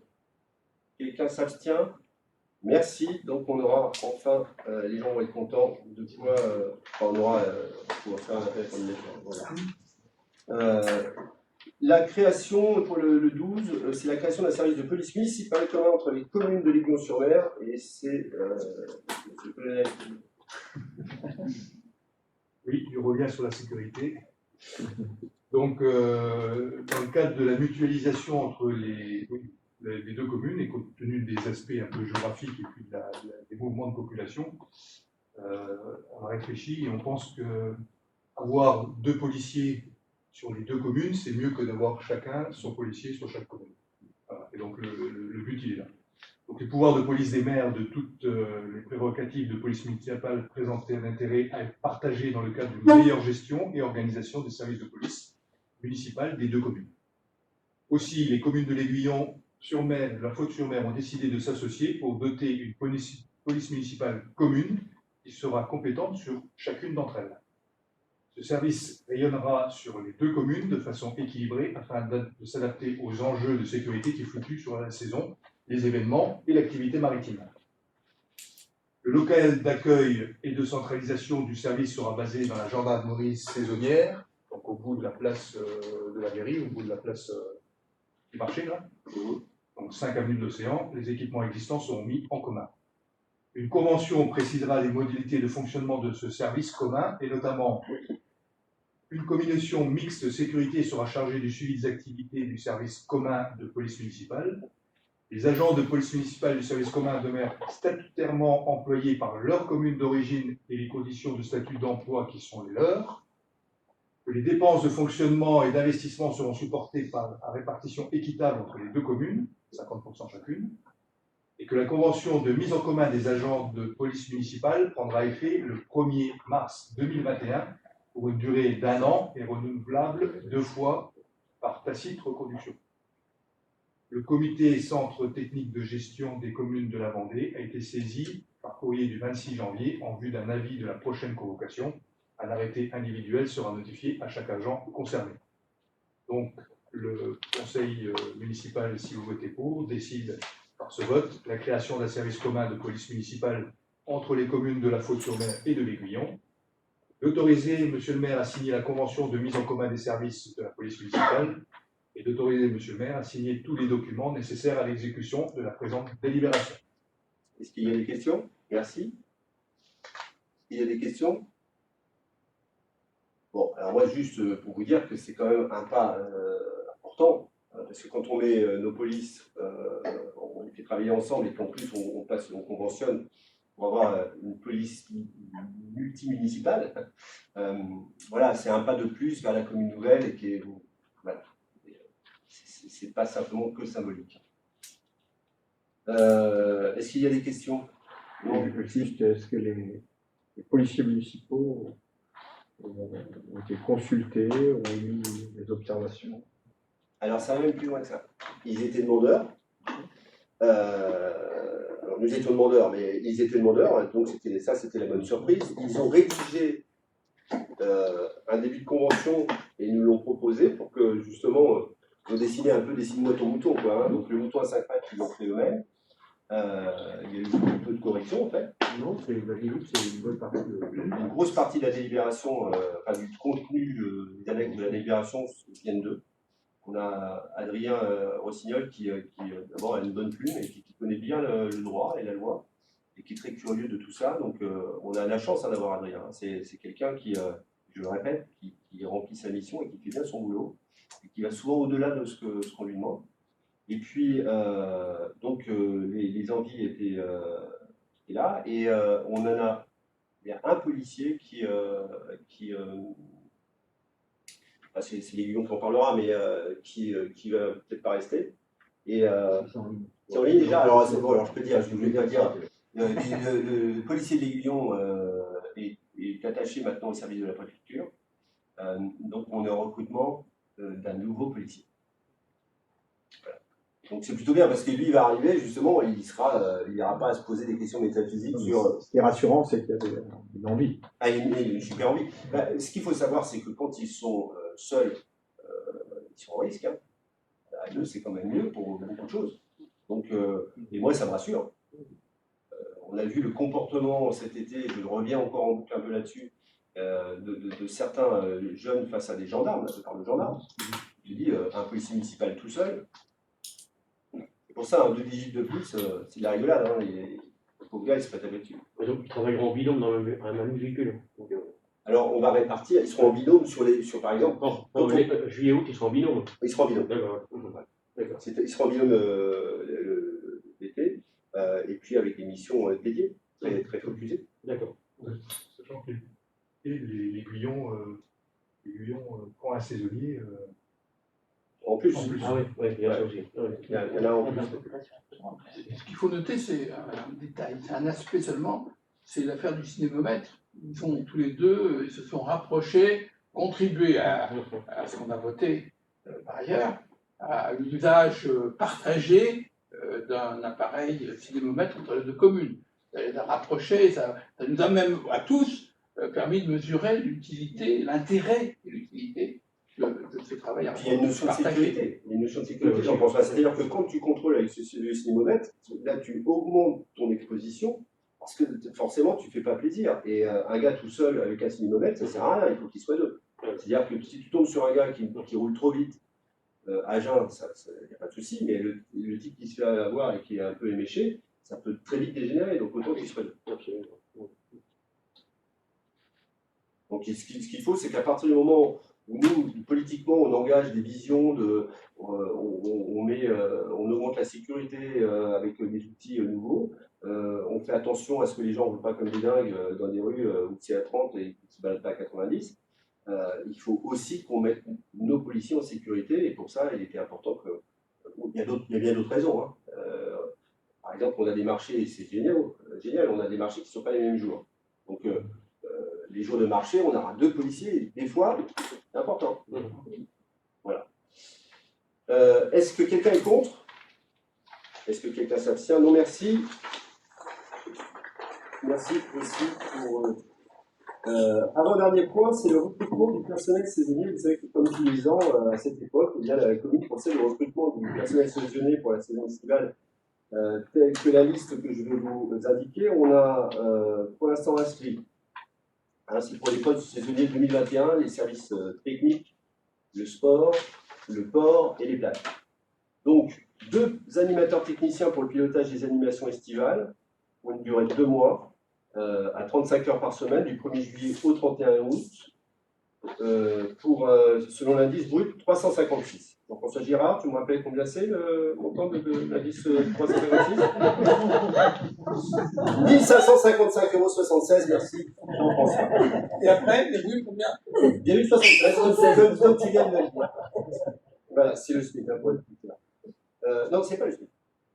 Le SMIC, c'est 1554,58 €.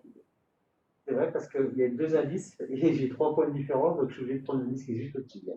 Voilà. Voilà. On a donc 3 agents techniques pour l'entretien général de la commune. Alors le CTM, le centre technique, le port, la plage, ils sont tous les 3 embauchés comme adjoints techniques 2e classe à l'échelle 2 pour 3 mois, à 35 heures par semaine, entre le 1er juin et le 30 septembre. Donc là, on est un peu plus long. À l'indice brut 356, qui est le même que ce que je viens de dire. On a 6 agents techniques pour l'entretien général de la commune dans les mêmes fonctions, mais eux, ils sont pour 6 mois, du 1er mars au 31 octobre. On a 8 surveillants de plage, nageurs sauveteurs, pour 2 mois, à 35 heures, à l'indice 356, du 1er juillet au 31 août. Donc ça fait 2, 3, 6, 8 pour l'instant. On a un surveillant de plage, nageur sauveteur. Là, il y a un bug. Pourquoi lui, il n'est pas au même indice? Parce que c'est le coordonnateur. Ah, c'est le coordonnateur, ok. Donc c'est un coordonnateur surveillant de plage qui, lui, c'est le patron, quoi. Ouais. Donc le taulier, lui, il est à l'indice 426. Alors là, par contre, je ne l'ai pas, je ne sais pas combien c'est. 1780 de mémoire. Merci Jean-François. Non, là, je ne sais pas, je n'ai pas de. C'est bon. Il est un peu plus payé que les autres, parce que c'est lui qui coordonne.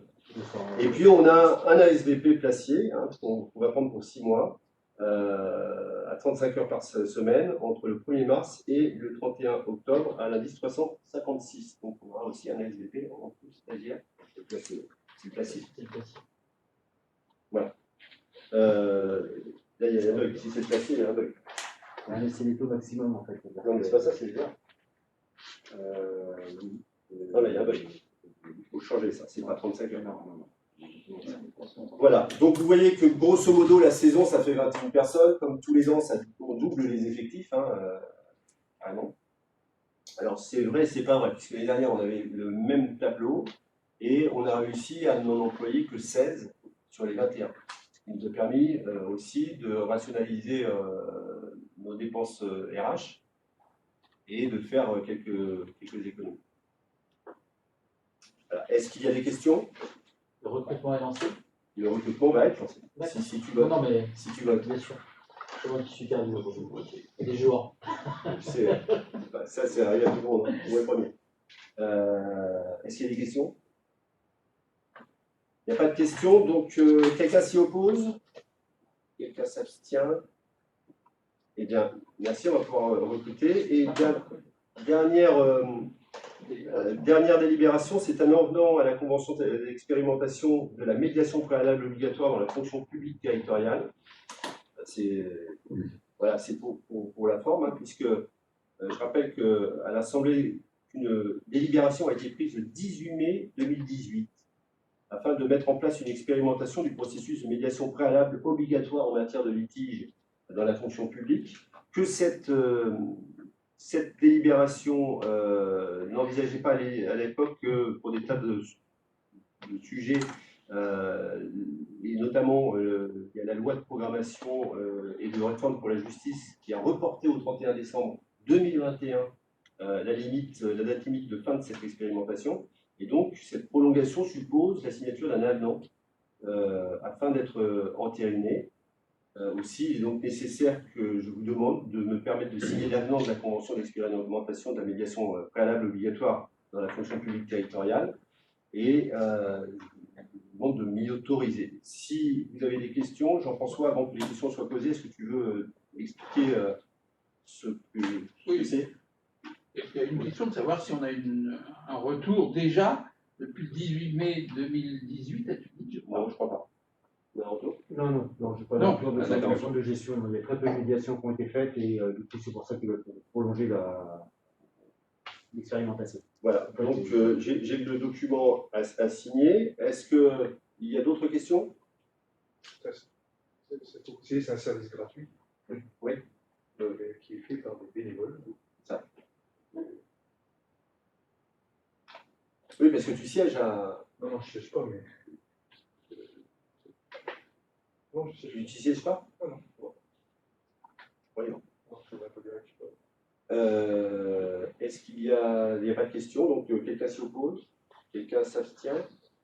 Non. Donc, je vais pouvoir signer tout de suite ces documents. Il y a un autre point, hein. Ce n'est pas une délibération, c'est un prendre acte. C'est pour ça que je me suis permis de pas forcément parler tout à l'heure. C'est juste un arrêté municipal portant virement de crédit. On a des dépenses imprévues qui était au chapitre article 022 en dépenses, qu'on repasse en intérêt compte courant en positif pour 120,26 € au chapitre 66, article 6615, ça vous fait une belle jambe, moi aussi, et donc c'était juste, je suis obligé de vous le dire. C'est pas une délibération, mais il faut prendre acte qu'il y a, voilà, c'est comptable. Donc, nous avons fini le programme des délibérations. Est-ce qu'il y a des questions ou des sujets dont vous voudriez parler et qui méritent que la presse l'entende? Ça veut tout dire ce que je viens de dire. Voilà, c'est pris. Je suis pris avec Eric.